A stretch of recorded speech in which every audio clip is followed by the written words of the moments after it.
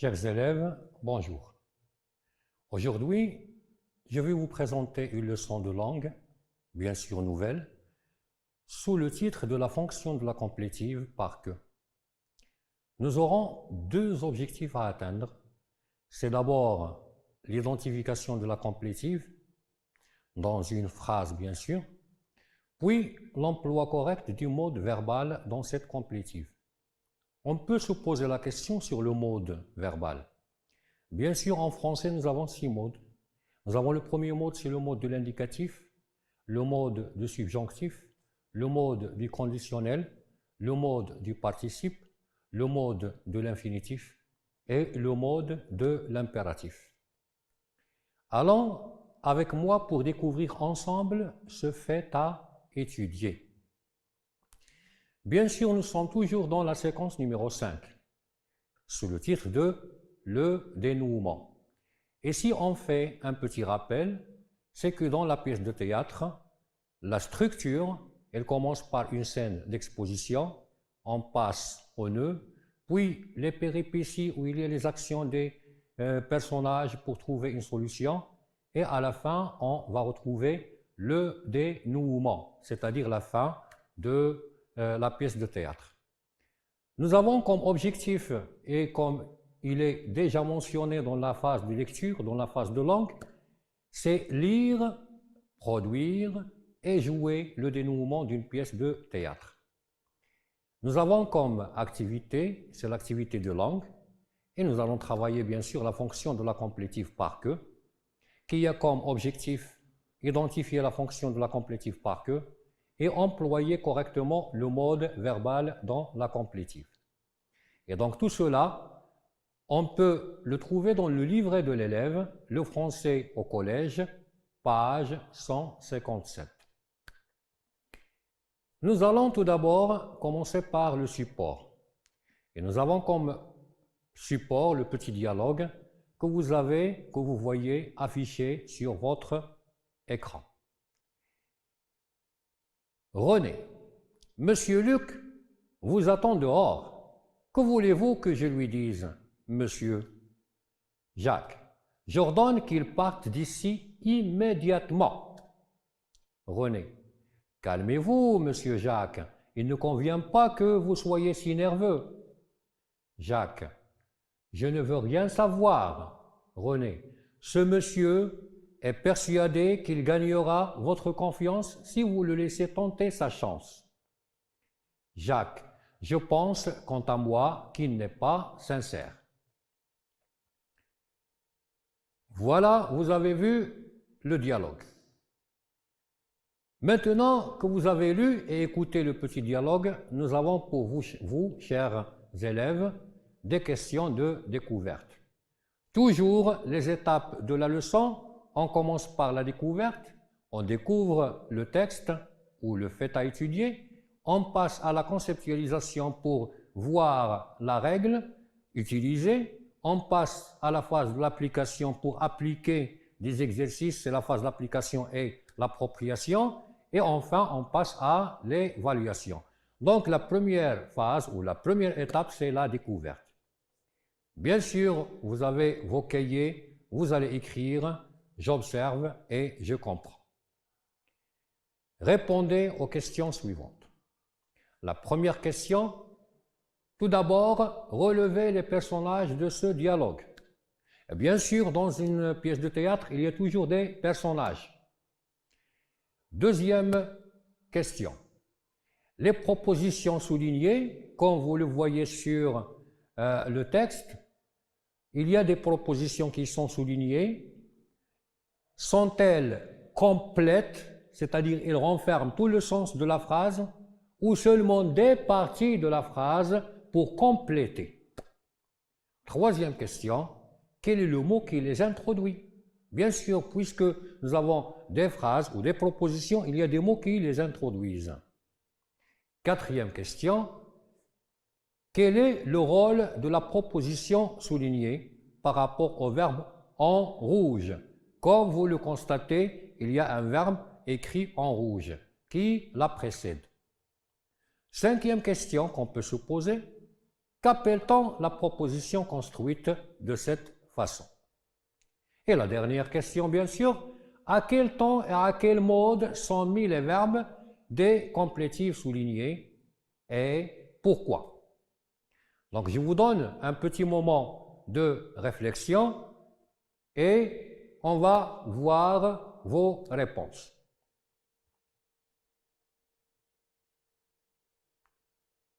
Oui, c'est bien. J'espère que vous avez trouvé déjà de bonnes réponses.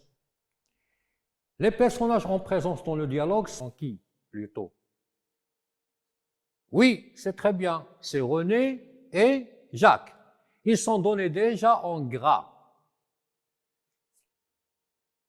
Les propositions soulignées dans le dialogue sont des parties de phrases. C'est bien. Elles sont introduites par quoi? Elles sont introduites par bien, par que. Cette proposition soulignée complète le verbe en rouge. Vous l'avez trouvé certainement. Qu'est-ce qu'on appelle cette proposition? On l'appelle une proposition. Oui, c'est ça, c'est une proposition complétive. Les verbes des propositions soulignées, ils sont conjugués à quel mode?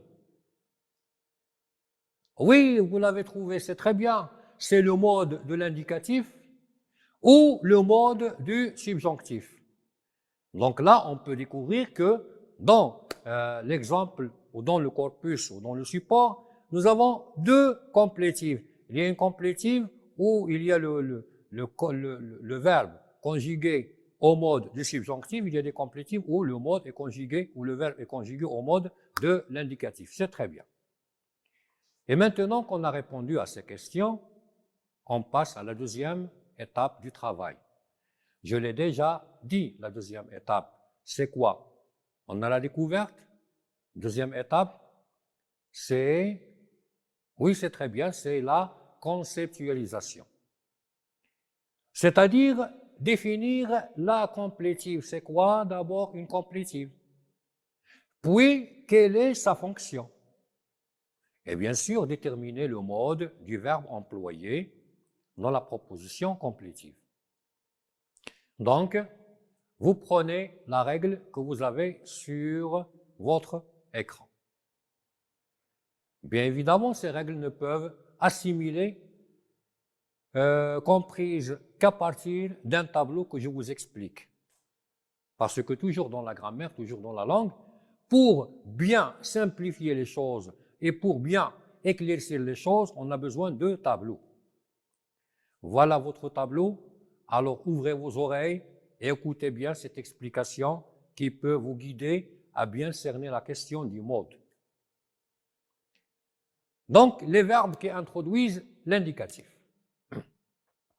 Nous avons comme le verbe annoncer, le verbe penser, le verbe croire, le verbe être persuadé, le verbe trouver, affirmer, voir, dire, et tout verbe exprimant une déclaration, une opinion, une certitude ou une affirmation.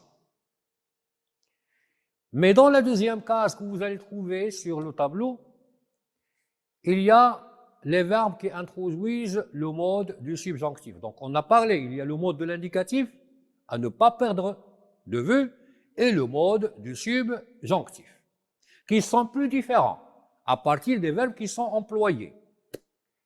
Et donc ces verbes qui introduisent le fameux subjonctif, c'est le verbe souhaiter, on peut voir le verbe vouloir, on peut avoir le verbe craindre, le verbe regretter, ne pas croire, ne pas penser, ne pas voir, ne pas trouver, douter, être utile, importer, le verbe falloir, être probable, être possible, être impossible. Et bien sûr, il y a beaucoup de verbes. Et tout verbe exprimant soit un jugement, il peut même exprimer une volonté, voire même un souhait.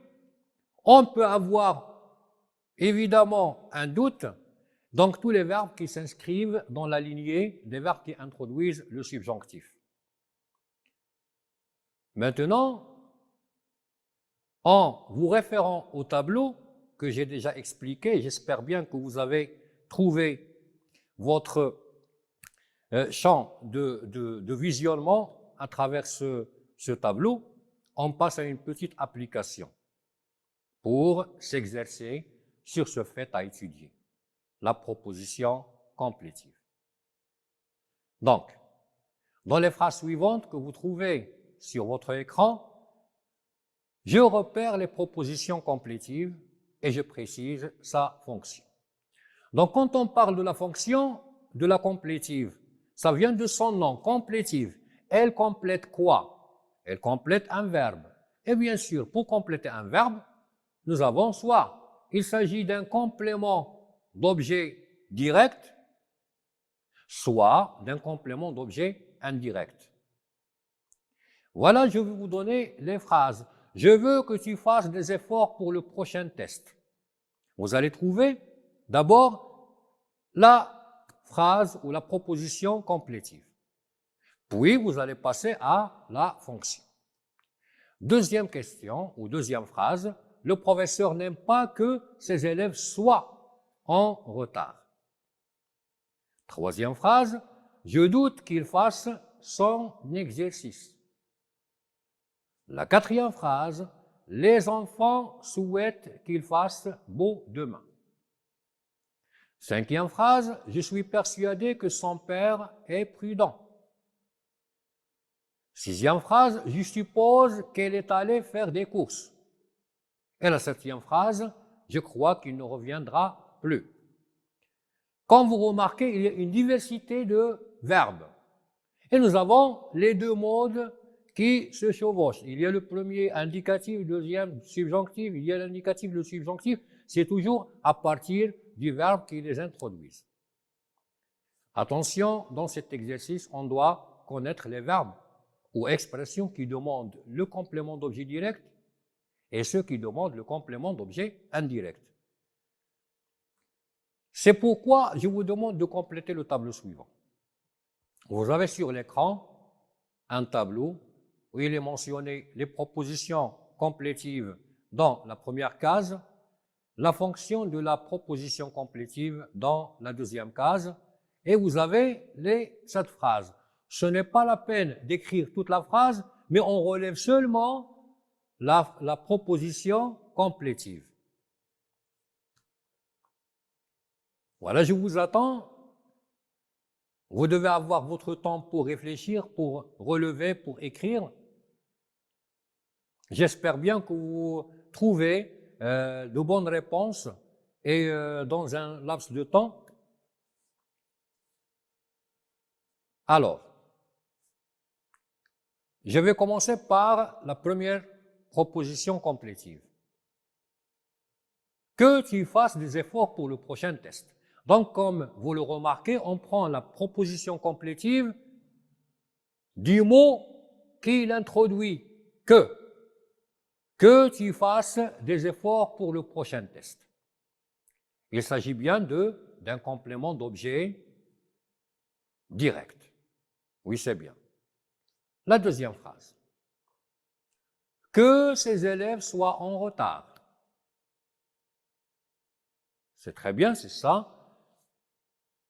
Quelle est sa fonction? C'est un complément d'objet direct. Oui, c'est très bien. Qu'il fasse son exercice.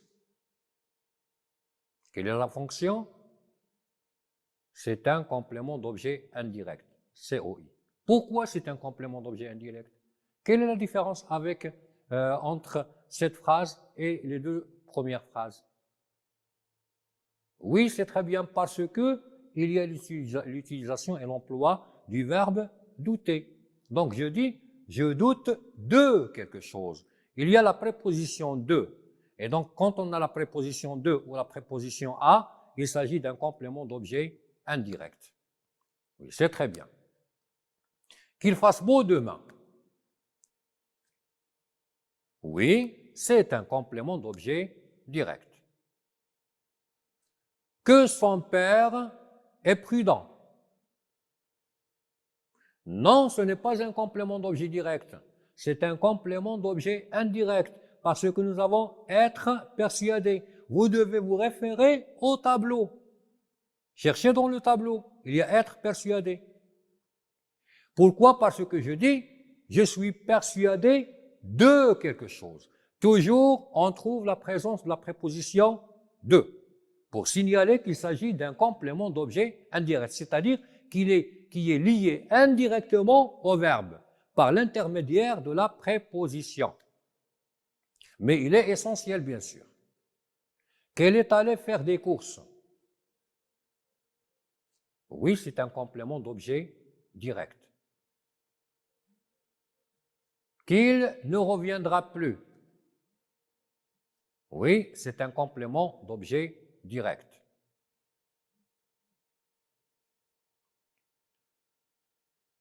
Voilà, c'est très bien.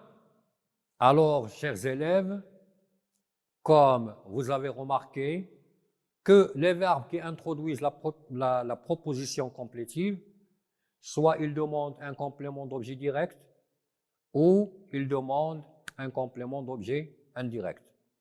Vous avez sur l'écran les verbes qui demandent le complément d'objet direct, comme le verbe croire, comme le verbe penser, comme le verbe souhaiter, le verbe espérer, le verbe voir, le verbe trouver. Il y a énormément de verbes qui peuvent demander le complément d'objet direct qu'on appelle transitif direct. Et en même temps, dans la deuxième case que vous avez, il y a les verbes qui demandent le complément d'objet indirect. Comme par exemple, on l'a déjà vu dans les phrases de l'application, oui, il y a le verbe douter, c'est très bien, parce qu'il y a deux. Il y a le verbe être persuadé, compter sur, se rendre compte de, avoir l'impression de. Et bien sûr, il y a d'autres verbes qu'on peut chercher. Maintenant, on passe à un deuxième exercice pour travailler le deuxième objectif. Si vous me rappelez le deuxième objectif, c'était quoi? Donc, on a vu déjà le premier objectif, c'était identification de la complétive et de sa fonction. Le deuxième objectif, c'était, oui, c'est très bien, c'est le mode. Et pour chercher le mode, on doit faire un petit peu de conjugaison. Vous mettez exercice numéro 2 sur vos cahiers et vous écrivez « Je mets le verbe entre parenthèses au présent du subjonctif ou de l'indicatif ». Et bien sûr, je vais travailler selon les verbes qui sont introducteurs. La première phrase, je crois qu'elle, le verbe réviser. À quel temps on doit mettre le verbe réviser? Et dans le tableau, nous avons le verbe croire. Je crois qu'elle, le verbe réviser, c'est le sang. Deuxième phrase, je suis certain que tu, le verbe faire. Faire attention. Donc, qu'est-ce que tu vas utiliser comme mode? J'affirme que vous, le verbe passer, c'est obstacle. Et c'est à vous maintenant de chercher. Voilà, donc c'est une affirmation. À quel mode tu vas mettre le verbe passer?